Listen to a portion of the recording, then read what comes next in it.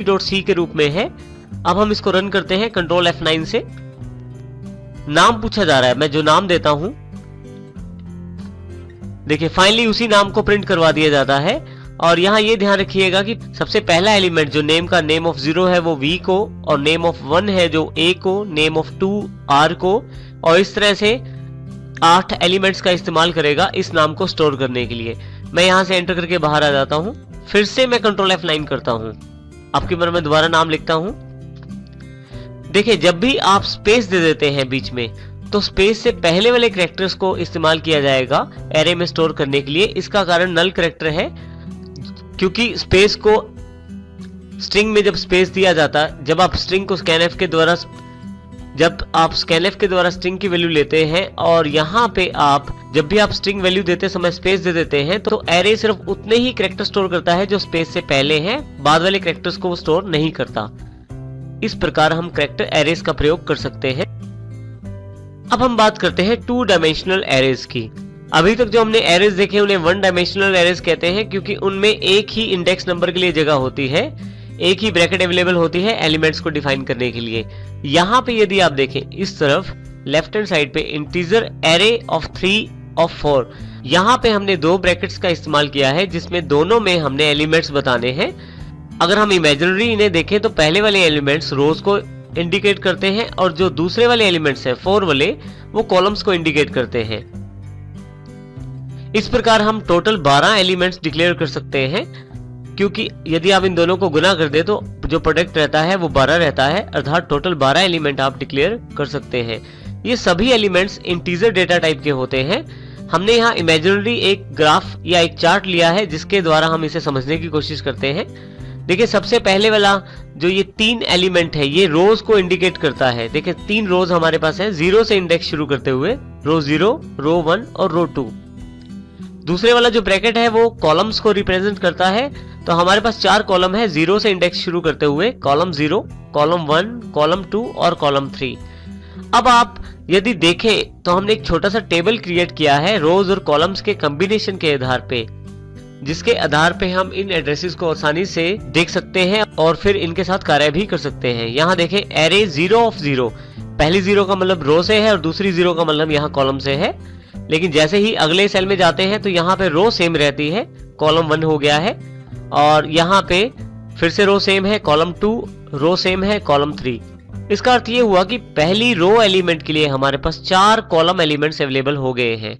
इसका अर्थ ये हुआ कि हर एक रो एलिमेंट के लिए इतने एलिमेंट्स दोबारा बनेंगे। इसका अर्थ ये हुआ कि हर एक रो एलिमेंट के लिए जितने नंबर ऑफ कॉलम्स एलिमेंट्स है दोबारा बनाए जाएंगे। जैसे रो 0 के लिए 4 एलिमेंट बनाए गए हैं, कॉलम 0 से लेके कॉलम 3 तक। इसी तरह से रो 1 के लिए फिर से रिपीट किए जाएंगे। अब देखें यहाँ एरे ऑफ 1 कर दिया गया है, जबकि कॉलम यहाँ से 0, फिर कॉलम 1, फिर कॉलम 2 और कॉलम 3। सब में जो रोज है वो कॉमन है, कॉलम चेंज हो गए हैं। इसी प्रकार से रो 2 के साथ भी इसी प्रकार से किया गया है। यदि आप यहाँ देखें तो आपके पास हर एक सेल एक एड्रेस को रिप्रेजेंट करता है, एक एलिमेंट को रिप्रेजेंट करता है। यहाँ एरे 0 ऑफ 0 का अर्थ है पहला एलिमेंट, और यहीं पे एरे 2 ऑफ 3 का अर्थ है लास्ट वाला एलिमेंट। तो इस प्रकार आप एरे रिप्रेजेंटेशन कर सकते हैं डबल डायमेंशनल एरे के अंतर्गत।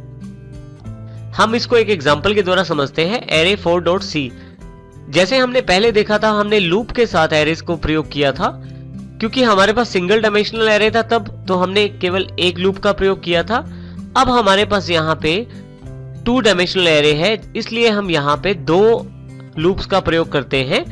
देखिए सबसे पहले हम प्रोग्राम यहाँ से शुरू करते हैं। हेडर फाइल्स हमारे पास इंक्लूड कर ली गई हैं, वर्ड मेन। यहाँ 3 वेरिएबल लिए गए हैं, R, C और T। R जो है ये रोज को रिप्रेजेंट करेगा, काउंटर। C जो है ये कॉलम को रिप्रेजेंट करेगा, काउंटर। T जो है टोटल एक्सेप्ट करेगा, जितनी भी वैल्यूज दी जाएंगी उन सबका टोटल ये करेगा, जैसे पहले वाले एग्जांपल में भी हमने किया है। T को सबसे पहले 0 से इनिशियलाइज कर दिया गया है, स्क्रीन को साफ कर दिया गया क्लियर स्क्रीन के साथ। अब देखिए यहाँ पे लूप्स वाला जो ये सेगमेंट है ये सबसे इंपॉर्टेंट है हमारे पास। सबसे पहले आप देखें तो 4 यहाँ हमने शुरू किया है लूप। R 0 से लेके <3 अर्थात 2 तक चलेगा और एक एक जोड़ते हुए चलेगा। हर एक आउटर लूप के लिए पूरी इनर लूप चलाई जाएगी। इसका अर्थ यह है कि R 0 जब होगा तो कॉलम 0 से लेकर 1, 2, 3 तक चलेगा।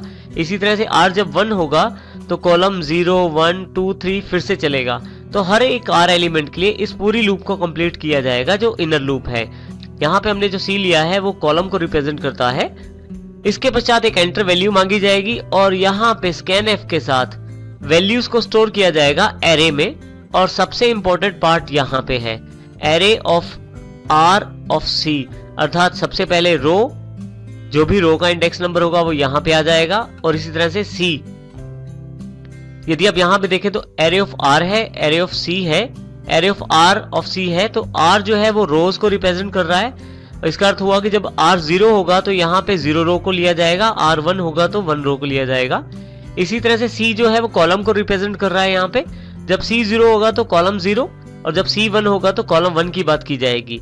उसके पश्चात इन सभी स्टोर की गई वैल्यूज को t में ऐड करके फाइनली फिर से t में स्टोर कर दिया जाएगा। और ये प्रोसेस तब तक होता रहेगा जब तक ये लूप्स कंप्लीट नहीं हो जाती। लूप्स कंप्लीट होने के पश्चात जो आउटपुट आता है उसको प्रिंट करवा दिया जाएगा। अब हम इसको प्रैक्टिकली करके देखते हैं।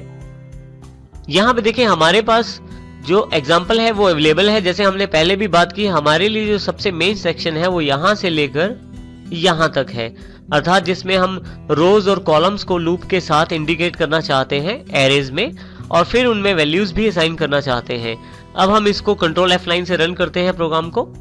देखिए सीधा ही एंटर वैल्यू मांगी गई है जो कि टोटल हमसे 12 वैल्यूज एक्सेप्ट करेंगे।